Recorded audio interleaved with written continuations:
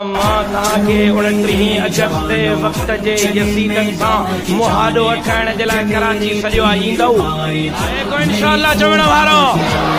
मां 29 अगस्त इस्तेहकाम पाकिस्तान ऐं हुकूक सिंध जे लाइ सॼी सिंध खे कराची सॼो आहे।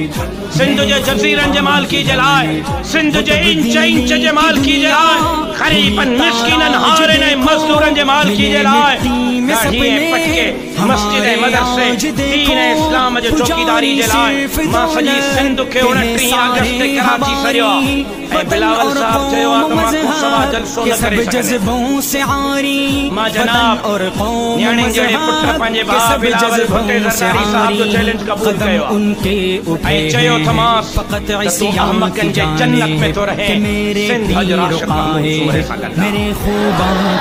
मां बिलावल जी चैलेंज क़बूल करे सॼे सिंध के कराची सॼो ऐं चयो थम त कराची जो जलसो पाकिस्तान जे तारीख़ जो सभ खां वॾो जलसो। मूंखे ॿुधायो त कराची 29 अगस्त मां अकेलो हूंदुमि या मेरापुर वारा मां सां गॾु बीहंदा।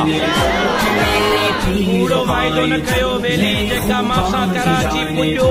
किया था हमसे वादा कि बदलेंगे वतन को, बहाकर खून पसीना निखारेंगे चमन को। किया है खून तुमने उम्मीदों का इंशाअल्लाह इन मुल्क खे ला इलाहा इल्लल्लाह जो गहवारो बणाईंदासीं ऐं हिन सिंध खे हिकु दफ़ो ॿीहर बाबुल इस्लाम बणाईंदासीं।